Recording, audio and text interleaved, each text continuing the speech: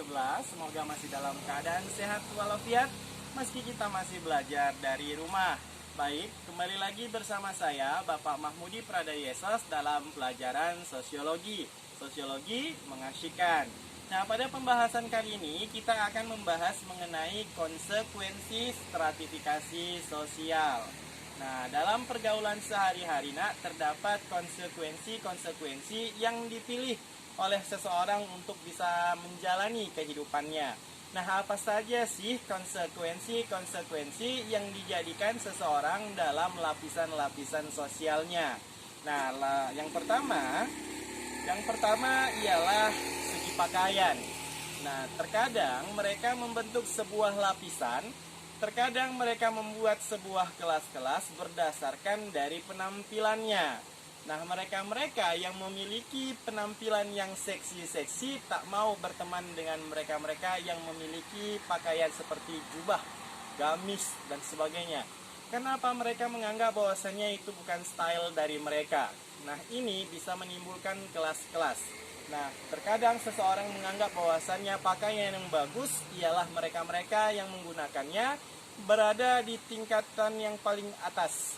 Padahal tidak juga. Bukan berarti mereka yang menggunakan pakaian biasa-biasa saja, mereka berada di tingkat bawah. Nah, ini konsekuensi yang pertama, berdasarkan pakaian, berdasarkan penampilannya. Nah, yang kedua ialah berdasarkan rumah dan perabotan.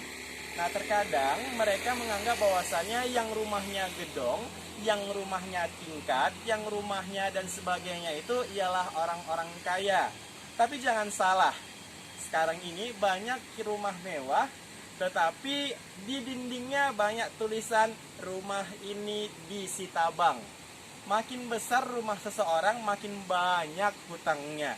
Nah, itu merupakan konsekuensi. Karena apa? Karena gaya hidup yang terlalu tinggi, tidak mau terlihat seperti orang yang susah, sehingga menimbulkan pemikiran, aku harus memiliki rumah yang bagus, aku harus memiliki perabotan-perabotan yang bagus, sehingga aku bisa dikatakan sebagai orang atas.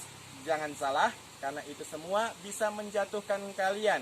Bukan menjadi orang atas, melainkan bisa menjerumuskan kalian menjadi orang yang paling bawah. Nah, itu yang kedua, berdasarkan rumah dan perabotan. Nah, yang ketiga, berdasarkan bahasa dan gaya bicara. Nah, terkadang seseorang itu berteman itu milih-milih. Kalau misalnya ada teman yang medok bahasa Jawanya, lu siapa? Lu orang desa. Nah, saya orang kota. Lu gue, misalnya kayak gitu. Nah, itu bahasa siapa? Nah, bahasa-bahasa orang-orang yang mungkin katanya adalah orang kota, tetapi terkadang bahasa itu bukan menunjukkan mereka berada di kelas atas, melainkan menunjukkan mereka terlalu katrok atau mereka terlalu berada di kelas bawah. Menggunakan bahasa-bahasa yang so elit, tapi tak sesuai dengan kenyataannya.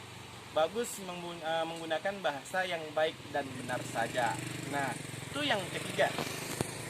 Yang keempat ialah makanan. Terkadang, nah ini kemarin ada sempat viral di TikTok. Nah, dia sedang nongkrong, dia sedang makan di mall mewah. Kemudian dibalas sama artis Raffi Ahmad, kemudian Ruben Onsu, yang mana mereka makannya di pinggiran jalan. Nah, ini juga merupakan salah satu konsekuensi yang diberikan dalam stratifikasi atau lapisan sosial. Belum tentu mereka yang makan makanan mahal itu merupakan mereka-mereka yang berada di kelas atas. Dan belum tentu juga mereka-mereka yang makanan di emperan itu adalah mereka-mereka yang berada di kelas bawah. Jadi jangan terlalu high class sekali untuk kehidupan kalian. Nah, biasanya juga pun nggak selamanya mereka-mereka yang makan junk food itu lebih sehat badannya dibandingkan mereka-mereka yang makan makanan di pinggir jalan. Nah, konsekuensi ini juga tidak bisa kita laksanakan untuk menjadikan mereka sebagai kelas atas atau kelas bawah, karena memang tidak terjadi yang namanya perbedaan antara kelas sosial atas, menengah maupun bawah untuk dari segi makanan. Oke, nah itu merupakan konsekuensi yang keempat, yaitu makanan. Konsekuensi yang kelima ialah gelar, pangkat atau jabatan. Nah, ini bisa kita jadikan sebagai konsekuensi untuk stratifikasi, meletakkan mereka di masing-masing kelasnya. Tetapi ada juga nih beberapa orang yang berpendapat seperti ini. Jabatan, gelar itu bukanlah segalanya. Nanti ketika mereka sudah habis masanya, sudah habis jabatannya, maka mereka akan kembali. Nah, ini merupakan orang-orang yang berpemikiran sejempol. Nah, namun kalau seandainya mereka berpemikiran bahwasannya aku adalah presiden dan akulah orang yang paling hebat di dunia. Nah, jangan takabur. Ketika nanti kalian sudah mengalami yang namanya masa kesurutan, nah ketika itu kalian tidak mampu menerimanya dengan baik, nah akan terjadi hal yang tidak terduga terhadap diri kalian. Maka konsekuensi ini juga kalian harus pikirkan bagus-bagus. Jangan terperdaya dengan pendidikan tinggi kalian, jangan terperdaya dengan jabatan tinggi kalian, jangan terperdaya dengan gelar yang kalian miliki. Nah, tetap menjadi orang yang legowo, tetap menjadi orang yang rendah hati terhadap jabatan, pendidikan, dan gelar kalian. Nah, yang terakhir ialah hobi dan kegemaran. Sementang dia orang kaya, hobinya main golf. Sedangkan mereka orang miskin, hobinya main kasti. Nah, jangan salah.